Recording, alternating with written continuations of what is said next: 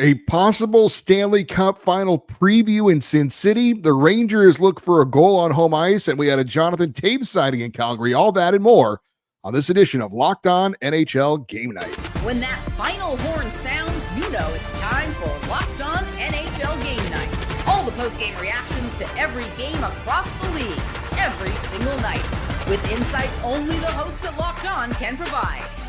Prepare to experience game day reactions like never before. Only on Locked On NHL Game Night. Your team every day. Hey, hockey fans, welcome to Locked On NHL Game Night, part of the Locked On Podcast Network, your teams every day. Thanks for making Locked On NHL Game Night your place to get a recap of the night in the NHL during the regular season and the playoffs. We are available wherever you get your podcasts and on YouTube. Today's episode is brought to you by FanDuel. Download the FanDuel app now by visiting FanDuel.com and win $300 in bonus bets if your first $5 bet wins. I'm Eddie Garcia, an LA Kings fan on the West Coast. He is Alex Wiederspiel, a New York Rangers fan on the East Coast. And together, we're here to tell you all about the big goals, saves, moments, and stories from the night in the NHL. And we have a big assist from some of our local experts as well. Alex, a little bit of a quiet night, but we had a big matchup out west that who knows, in the end, maybe these two teams are standing and playing for Lord Stanley's Cup. Certainly possible. I think there are some pretty high expectations in Carolina this year, and certainly starting out 5-0, there's some reasons for that. But man, the Vegas Knights are starting to figure things out over the course of these last 4 or 5 games and might very well be the hottest team in hockey right now. Yeah, 2 teams each with no regulation losses coming into this one. Carolina was going in the only remaining undefeated team left at 5-0. That was until tonight when Vegas started very strong en route to a 4-1 victory. And Jack Eichel, certainly in the early discussion for Hart Trophy. And as an old radio friend used to say, it's early, but they don't ask me to wait till the end of the year to talk about it. We talk about it as it's happening. Eichel with his 6th goal of the year to get it started. He's got 16 points to lead the NHL. Pavel Dorofeev, an absolute sniper if you don't know about him, led Vegas in goal scoring last year. He gets his 7th, and that really kind of set the tone for this one, Alex, as Vegas goes on for the 4-1 win, and there's certainly a lot of things to get into with this. But as far as being kind of an early season showdown, who knows, maybe to this point, the best matchup that we've seen so far. Impressive win for the Vegas Golden Knights. Yeah, and by the way, if folks haven't seen that Dorofeev goal, was absolutely filthy. So he's known as got that big time shot, big time sniper. He pulled his best Peter Forsberg impression on that goal. It was beautiful, and it came immediately after Jack Eichel's goal. So felt like a real turning point in this game early on that gave Vegas the opportunity to really dictate the tempo and the pace. Big moment, though, for Vegas, and they are a little bit banged up, which makes this win maybe even a little bit more impressive. Their captain, Mark Stone, is out. One of their top defensemen, Noah Hanifin, is out. And early in this game, goalie Aiden Hill, who's already been hurt this season, goes down. He awkwardly, speculating maybe a groin issue, wasn't contacted, had to be helped off the ice. So I don't know if this was the continuation of his injury from earlier and he hit it again, or if it's a different injury, but certainly a concern there. He was obviously their goaltender when they won the Stanley Cup before. I got to give it up for Akira Schmid. He comes in. I thought he did a heck of a job. And right off the bat, he stops a breakaway from Sebastian Aho. And as you know, in hockey, it's not like baseball where you get a couple warm-up pitches. You're just in there. And he had some big saves in this one, finished allowing 1 goal on 24 shots. I don't know if he's the guy they can turn to when it's all said and done. We know they did bring in Carter Hart, who can't play for a while as he's serving that suspension in that weird situation. But Akira Schmid, I think might be the story of this game for Vegas. Yeah, and kudos to Schmidt, because correct me if I'm wrong, I'm pretty sure that's a little vengeance against the team that chased him out of that Carolina, New Jersey series a couple of years ago in the second round of the playoffs. So good for Akira Schmidt, whose career obviously didn't quite take off to the heights that were expected after he helped New Jersey get through the first round of the playoffs against the Rangers. But I thought he was really good tonight. I think the question that you would generally have after a night like this. We were talking about Adin Hill, obviously, is how long, and if he can come back, how long? Because the thing that we forget, and this is, I look at a guy like John Gibson from last year when he was really good, but in like 28 games, right?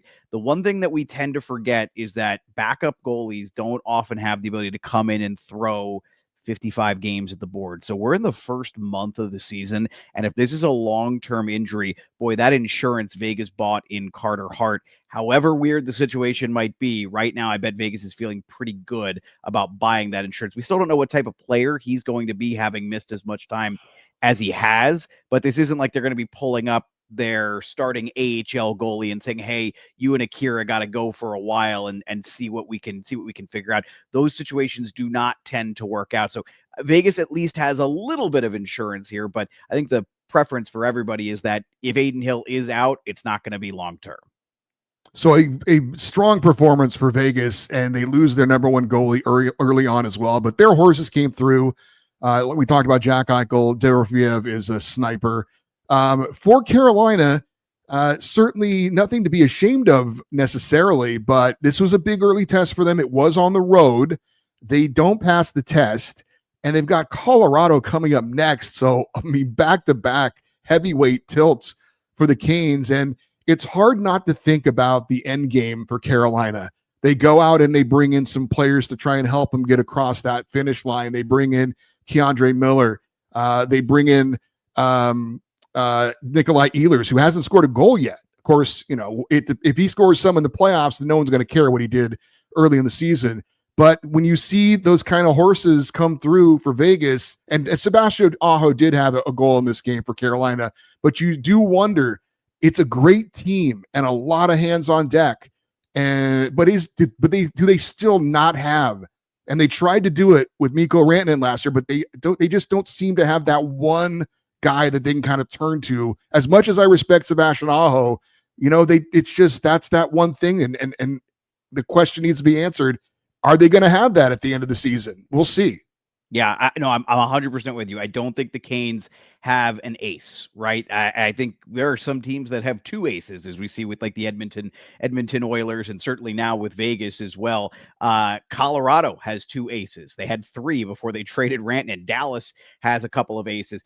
Carolina, I don't know that they have any actual aces, and that's the problem. Aho is an excellent player. He's probably a top 15 center in the world, if not a top 10 center in the world. But his style of game doesn't necessarily put him in position to take over games the same way we've seen a guy like Mikko Rantanen do in the past. So I agree with you, because I think the thing that is kind of wild, Carolina has this very sterling reputation around the league. There's not that much separating them from being basically the Toronto Maple Leafs, right? Like, they've won one game in the conference finals in 20 years. They are a very reliable team. As you pointed out, the depth is super helpful for that reason, but it's been the same things holding them back every year for the past decade that they've been getting into these playoffs. They did try to make some adjustments, I think, during the offseason. But the thing that I thought about as we walked into this season, I sort of power ranked my 32 teams, and I didn't have Carolina in the top 5 because I didn't have a single Eastern Conference team in the top 5. And I think that should tell you a little bit about the strength of the West. One of those 5 teams sure feels like it's going to be the Vegas Golden Knights. And of course, the funniest part about that is 5 teams can't come out of the West, right? Only one can. No, that's very, very true. And that's when you see things like Dallas and Colorado in the first round, just insane early season matchup. We'll see if we end up seeing something like that come postseason this time. But this is early season matchup. It was a fun one going into it, but credit to Vegas Golden Knights. Great win for them. Now 5-0-2 on the season, and they lead the NHL currently with 12 points overall. Carolina falls to 5-1 with their first loss of the season. Well, Alex, for your New York Rangers, it was some good news, bad news. We will get into that next here on Locked On NHL Game Night. The NFL season is here, and FanDuel is making sure you're ready for kickoff with a can't-miss offer. Right now, new customers can bet just $5, and if your bet wins, you get $300 in bonus bets to use across the app. I love using FanDuel because if it's however you like to bet, player props, building a same-game parlay, or even jumping in live as the action unfolds, makes every game more exciting, whether you're watching your team or just keeping an eye on your fantasy lineup. It is quick, easy, and the best way to add a little more energy to your Sunday. So are you ready to play? Download the FanDuel app now by visiting FanDuel.com to get started. That is FanDuel.com to place your first $5 bet. And let's be real. Making excuses doesn't solve anything. We've all heard them before. It's just stress. I'm tired, or it happens to everyone sometimes. But when it comes to performance, sometimes your body just needs a little extra support. And that's where Rugiet comes in. Rugiet offers fast-acting doctor-prescribed treatments for ED designed to help you stop making excuses and start making moves. Rugiet makes it easy to get started. You just connect with a board-certified doctor, 100% online, no awkward waiting rooms or in-person appointments. If prescribed, your treatment ships discreetly straight to your door. The process is fast, simple, and private, and it's all handled by real doctors. It's about confidence, connection, and getting back to the moments that matter. Visit Rugiet.com. That's RUGIET.com/LockedOnNHL to get 15% off your first order. Again, that's Rugiet, RUGIET.com/LockedOnNHL. And don't forget to use the code LockedOnNHL so they know we sent you. Rugiet, stop making excuses and start making moves.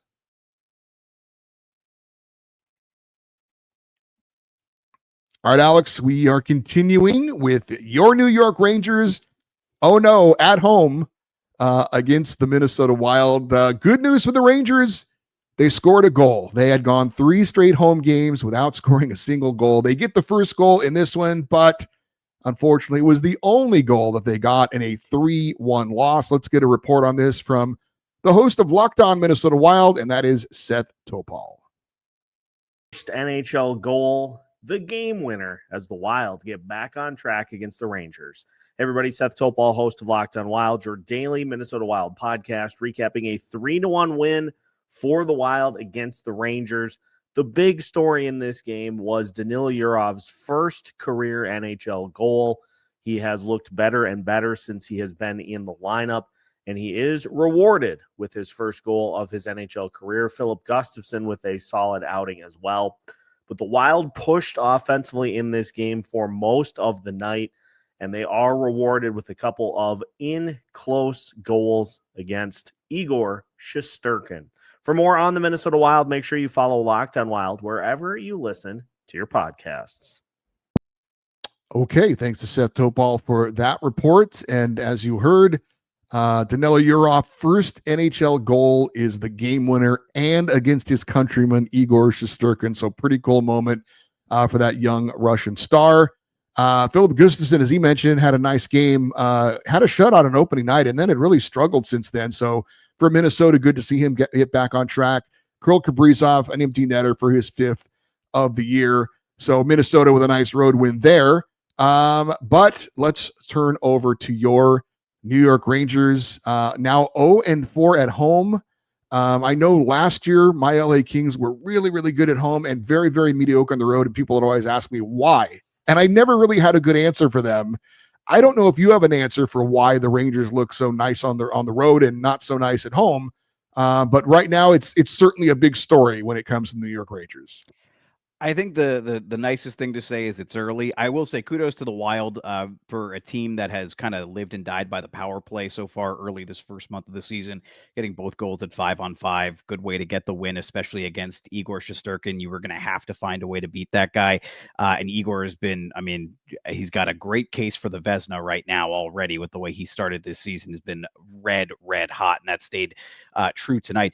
As for the Rangers, man, a part of it feels a little bit coincidental that they just so happen to have been all the home games. Some of it is the reality of right now they're down Vincent Trocheck, and without your number 2 center, this is already a team that's pretty thin at center. And kudos to Mika Zibanejad. I think he's been their best forward so far, which desperately needed after the way things went for him last year and the Rangers fell apart and collapsed as Mika Zibanejad fell apart and collapsed. And I think his start to the season noticeably different in all 3 zones. And I think the scoring is going to follow. He let off some frustration tonight, though, when it was all said and done. If you go back and look at some of the post-game comments, I think he's pretty tired of being the team that historically the Rangers have not been. And that is the team that's winning the territorial battle, winning the possession battle, and not getting the goals. And the thing is, they actually did not, for the first time all season, they did not win the territorial battle because they got dominated in the first period. And then they started tilting the ice in the second. And then ultimately in the third period,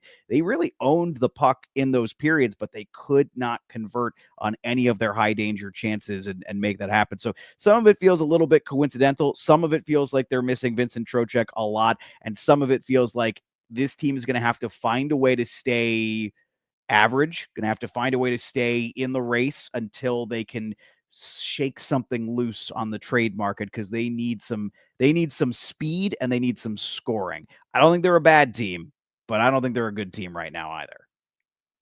We also had the Canadiens hosting the Sabres, and Montreal not doing anything to calm down the excitement around this young and exciting team as they post a 4-2 victory. Let's check in with one of our local experts, one of the co-hosts of Locked On Montreal Canadiens, and that is Laura Saba. They didn't make it easy on themselves, but the Habs prevailed in the end. Hi everyone, this is Laura Saba of Locked On Canadiens, here with a quick takeaway from that Habs game, that 4-2 win at home against the Buffalo Sabres. The Habs decided not to make it easy on themselves. They were by far the better team throughout that game, by far.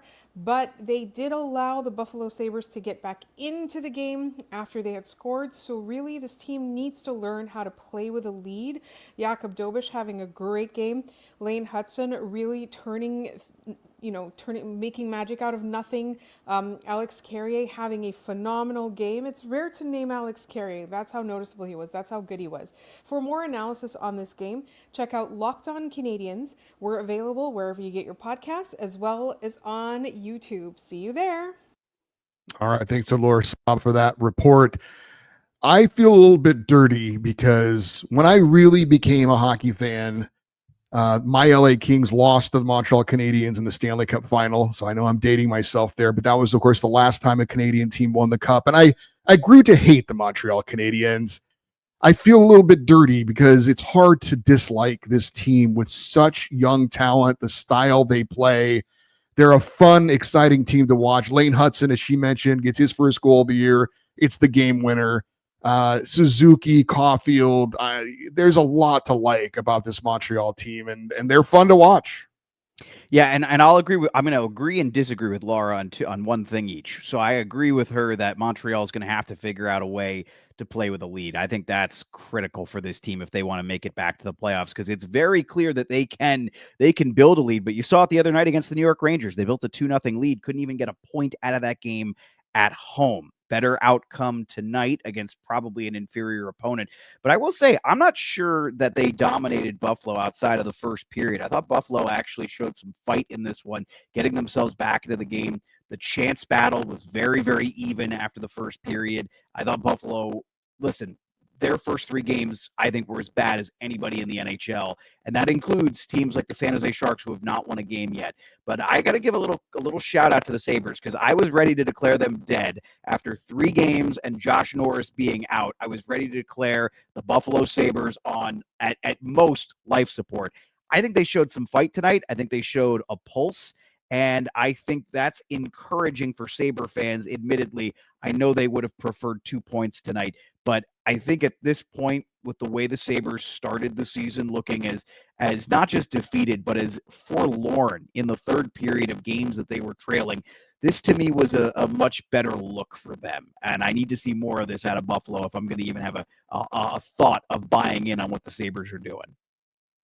Curious to see how it all pans out for Montreal in net. I like Jakub Dobeš a lot, but he's still kind of young and learning. He had 2 goals allowed on 32 shots in this one. Sam Montembeault is kind of the veteran guy they lean on a little bit, but when it's all said and done, I'll be interested to see who are they going to really turn to when it comes to playoff time in net for Montreal. Canadiens 5-2 now on the season. Speaking of Canada, we had a mismatch on paper between 2 north of the border teams. How did it play out on the ice?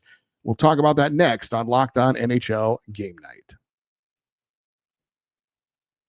Most people can't name all their financial accounts or even what they're worth, whether it's 401ks, properties, or investments. And when you don't have the full picture, you can end up leaving money on the table. That's where Monarch comes in. It is the all-in-one personal finance tool that brings your entire financial life together in one clean, easy-to-use interface on your laptop or your phone. Monarch is built for people with busy lives. If you've put off organizing your finances, Monarch is for you. You can link all your accounts in minutes, see clear data, visuals, and get smart categorization of your spending, and finally feel in control of your money without ever touching a spreadsheet. You can maximize investments, increase your savings rate, easily review finances with your partner or financial advisor while keeping a clear view of your financial health week to week and long term. Don't let financial opportunity slip through the cracks. Use the code LOCKEDONNHL at monarchmoney.com in your browser for half off your first year. That's 50% off your first year at monarch.com with the code LOCKEDONNHL.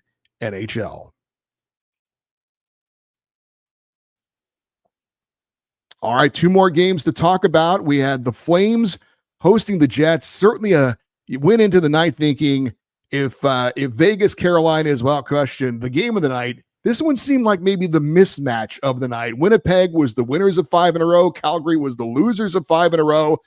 This one, though, close throughout, but in the end, it was the Winnipeg Jets pulling out a 2-1 victory. Let's get a report on this one from the host of Locked On Winnipeg Jets, and that is Harrison Lee.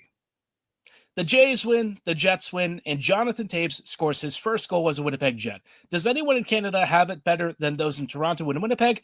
I don't think so. Harrison Lee from Locked On Winnipeg Jets here, following up right after the Jets narrowly defeated the Calgary Flames 2-1. It was a bit of a sloppy game. The Flames put the Jets under some real pressure, and Winnipeg had to kill off way more penalties than I think they would like to. But unfortunately for the Flames, and fortunately for the Jets, Toews came through on a big deflection, and the top line in the moment that mattered the most ended up pulling off a beautiful goal courtesy of Kyle Connor and Mark Scheifele. Mark Scheifele wants Team Canada. Winnipeg wants the cup. Let's make both happen this year. We'll chat about this game on tonight's episode of Locked On Winnipeg Jets. So see you then. Have a great night. And as always, go Jets, go.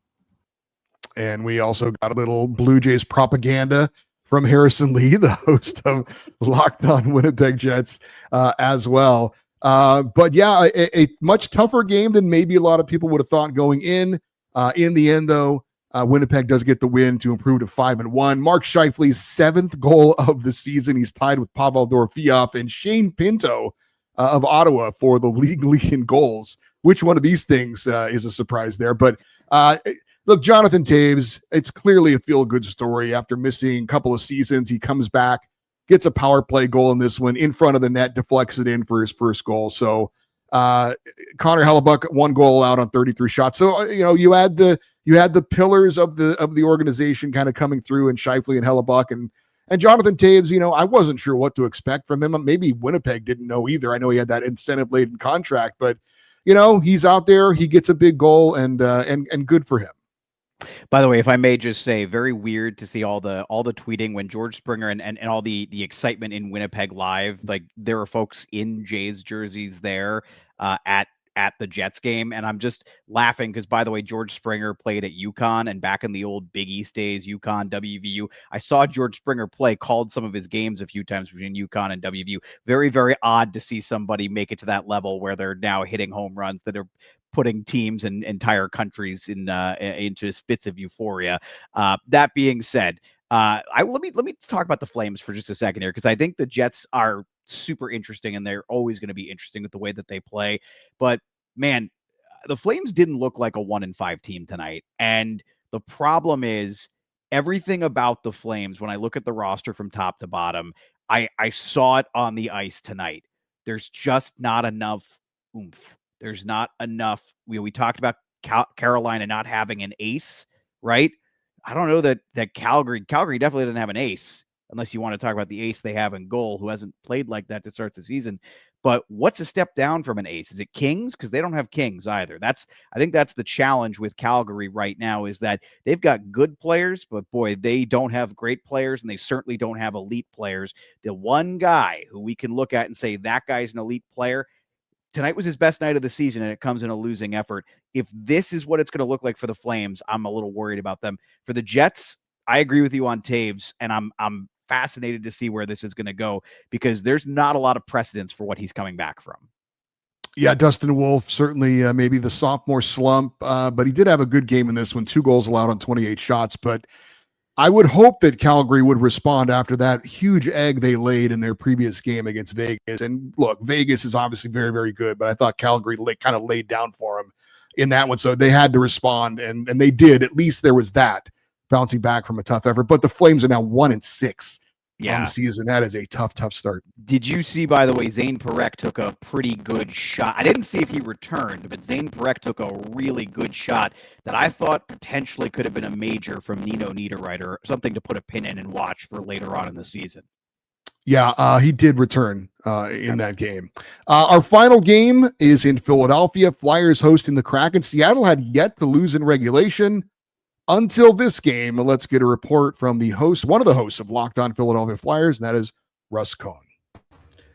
Russ Cohen here for the Locked On Flyers podcast. The Flyers pull out a complete win against the Seattle Kraken 5-2. Couple goals for Tyson Foerster, a couple goals for Owen Tippett. Dan Vladar gets another win. He's the Flyers' #1 goalie. Like, they don't have to say it. He is. This was a game that everybody got involved. Travis Konecny finally gets a goal.